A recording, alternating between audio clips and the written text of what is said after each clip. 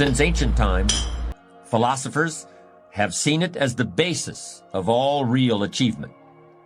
This is the quality of courage. There's a book that tells the stories of all the winners of the Congressional Medal of Honor. It's a book that will bring tears to your eyes. It's one of the most powerful documents ever written.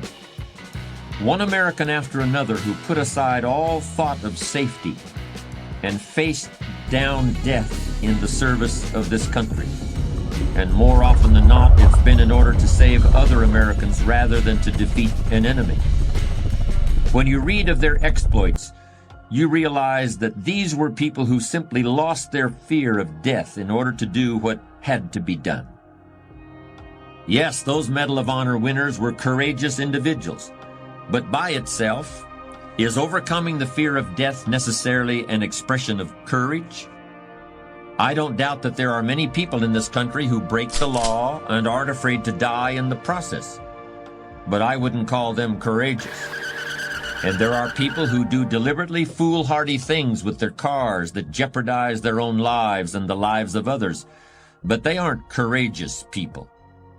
In fact, a hungry donkey will keep eating until his stomach bursts, even if you hit him with a stick trying to make him stop. He's overcome his fear all right, but he's obviously not courageous. We might not be able to precisely define it, but we intuitively sense that there are some differences between acts of rashness and the accomplishments of those winners of the Congressional Medal of Honor. Let me sum up in a couple of sentences what those differences reveal about the true nature of courage. I can't put it any better than the Greek philosopher Aristotle did more than 2,000 years ago. A truly courageous person is not someone who never feels fear, but who fears the right thing at the right time in the right way. What exactly does that mean? What does it mean to fear the right thing in the right way at the right time? To find the answer, let's look at some specific sources of fear that many individuals are facing right now. First, a great many people today are afraid of what might happen to them financially. And it's certainly true that great changes are taking place in the economy that will have a direct impact on the lives of millions of people. I've heard it said that a corporation that employs 10,000 men and women today may only need 1/5 that many within 10 years. Over the last 50 years, whole sections of our society have learned to identify with the corporation that employed them. That corporation provided not only a salary but health benefits and the opportunity to create a pension fund that would make retirement possible at age 65 or even sooner. Now that relationship between the employer and the corporation is changing. Much of the work that used to be done by domestic workers can now be done more cheaply overseas, and companies are taking advantage of that, perhaps out of necessity, perhaps simply to fatten the bottom line. In any case, the fear of losing one's job has now reached a segment of the white-collar workforce that's never been faced with it in quite this way. What else are we afraid of? Many people are concerned about their health. They're afraid that they'll get sick because they're not getting enough exercise, or because they're eating the wrong things, or because of chemicals in the air or in their food or water. In fact, I think people today are even more frightened of these things than they were in the past, when epidemics of disease and poor sanitation were everywhere.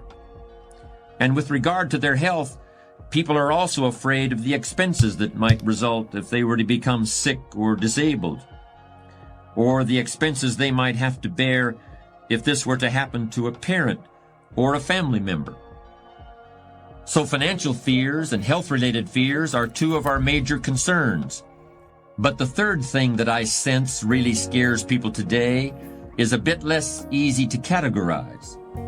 It's kind of a general feeling that things aren't as good as they used to be, that there's been a loss of control at some basic level of our society.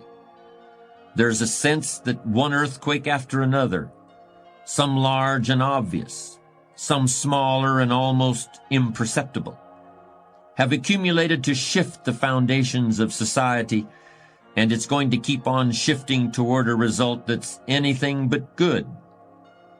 Now, keeping in mind our idea that a courageous person is not someone who never feels fear, but who fears the right thing at the right time in the right way, let's ask ourselves if these fears really fit that definition. I think if we look a little deeper, we'll see that what really scares people about these situations is the sense that they're going to be helpless, that all their trust was placed in somebody or something, and now they've been let down and they can't do anything. They're helpless. But remember, you're never really helpless.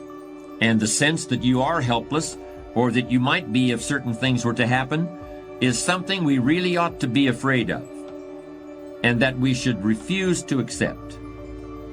You're never just a victim of circumstances. No matter what happens, you're never without options that can get you back on track. It takes courage to recognize that, because it means accepting responsibility for your own future.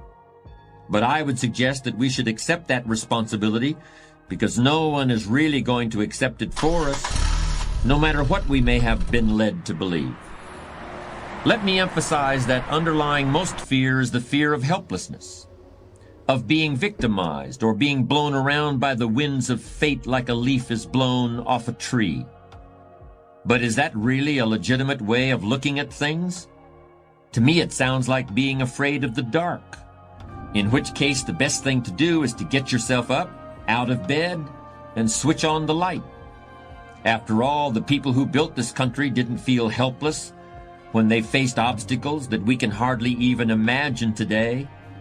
I'm not saying we should all just gather around the campfire and tell stories about George Washington, but we should realize that every generation has faced insecurities and lived with them and triumphed over them.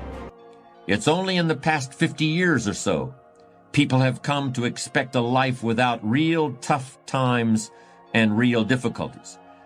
But adversity isn't something to fear. It's something to expect, something to prepare for, and something to overcome. The truly courageous person is not immune to fear, but it plays a different role in his or her life than it does for other people.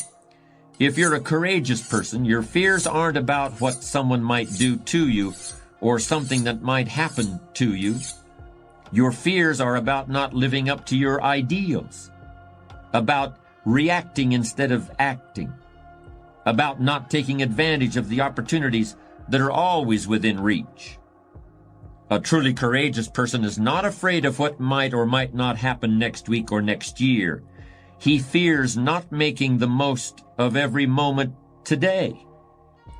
A truly courageous person fears the impulse to dominate other people. She leads by helping others to be their best. A truly courageous person fears making appearances more important than realities, making impressions more important than communication, making himself more important than those who are depending on him. But there's one thing a courageous person fears most. Have you ever seen a deer caught in the headlights of a car?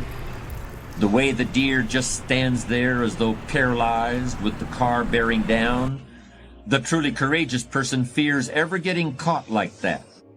And a constant part of his or her life is dedicated to making sure it never happens. In other words, the truly courageous person, as someone once said, fears nothing except fear itself.